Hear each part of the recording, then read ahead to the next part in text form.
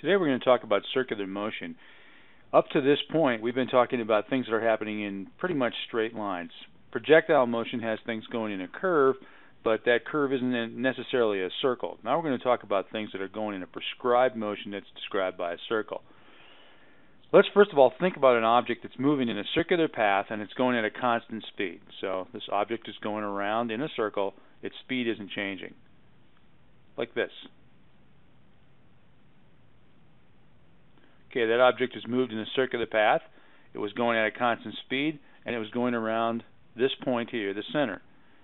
Here's the question. Is that object being subjected to an acceleration, or isn't it? Think about this. Speed is constant, so the speed isn't changing. However, velocity is a vector, and that's really the answer to this question. You can have speed be constant and still have something being accelerated, because if there's any change in velocity, that is an acceleration. Even though the speed doesn't change, the direction will. Well, let's investigate this more thoroughly and try and figure out what is the acceleration, how can we quantify that, and what is the force that are going to cause this circular rotation. First of all, let's look at the change in velocity. At any point around this circle, the velocity is going to be tangential to the circle that it's moving in. So right here we can see that the velocity is going straight forward, and if it's over here, well, it's going to be going straight down. Over here, the velocity will be going straight this way. Here, it'll be in straight this way. And when it's back up to the top, well, then it's going straight this way again. Wherever you are, the velocity goes in that direction. Let's take a look at the change in velocity between these 2 points, A and B, in this rotation, because it's change in velocity that's acceleration, and that's what we're trying to investigate here. So let me draw a little vector to represent the initial velocity. That's the velocity tangential to the circle at A, and this vector is going to be tangential to the circle at B. The speed is the same, so the magnitude is the same. The only thing that's changed is the rotation. Well, let me take a look at this and sort of recreate it. We know from what we've done in the past that if we have an initial velocity, VI, and then we experience a change in velocity, let's call that delta V, the change in velocity, well then the resultant, the sum of this vector and this vector, is going to be the final velocity. So here's VI, here's VF, VI, VF. Well, they've experienced the change, and that's the difference between the two. Here are VI and VF drawn more formally on this graph, and we've got a few other things sketched in here. Like here's point A, here's point B. Let's call this the origin, O, and here's the radius, obviously, from the center to either of these 2 points, and it's going through some angle theta. Well, if this is perpendicular to the radius, VI, and if VF is also perpendicular to the radius, when the radius goes through angle theta, this must also have changed by angle theta. Has to be that way. There's no other way it could possibly be. So we could say this. We could say that here's VI, here's VF, the angle between them is theta, and we know that what links them together is the change in velocity.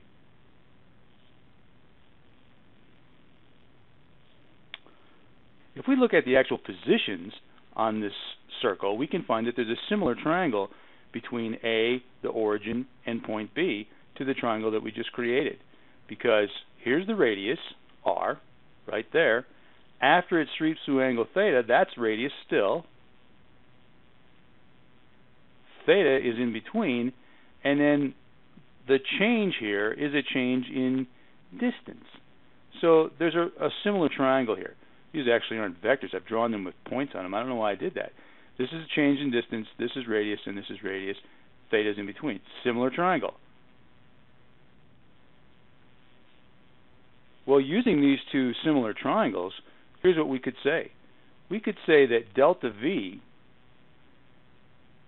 over VI is equal to the corresponding thing on this triangle, corresponding side is delta D, over, corresponding to VI, is R.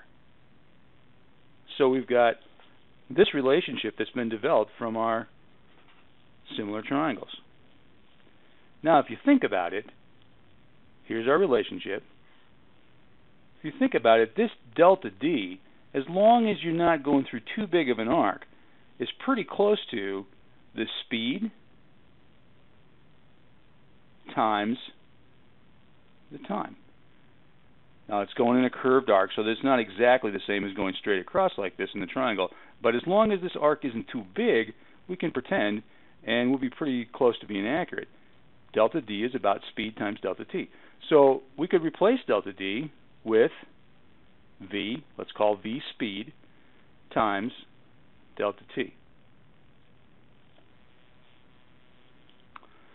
Well, speed is constant, so the magnitude of final velocity and initial velocity is the same speed, and so we're going to just call it V. So here, where it used to say VI, we're going to replace that with just V. And this is speed times delta T, replacing the delta D that's in the little unit triangle. This V here, however, we should make clear is still a vector. We're still talking about a vector here, because it's the change in that vector that we're trying to use to determine acceleration. Well, we can solve this for delta V over delta T, which would be smart because we're trying to find acceleration. And that's what acceleration is the change in velocity with respect to time. So if we do that, dividing both sides by delta T and then multiplying both sides by V, we find that the acceleration is equal to V squared divided by R.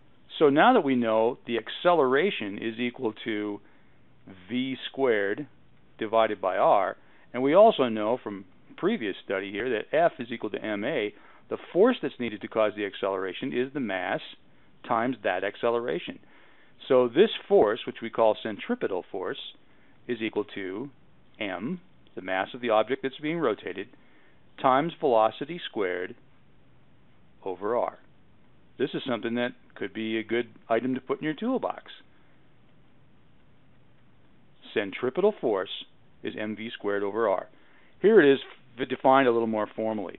Centripetal force is defined as the net force acting toward the center of the circle. That's centripetal force.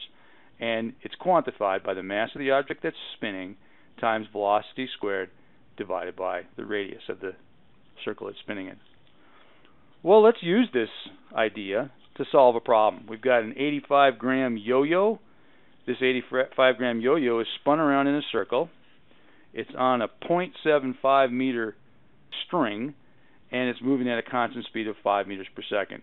The question that we're being asked here is, what force is required to make this? Well, here's what we know. Centripetal force is equal to m times v squared divided by the radius.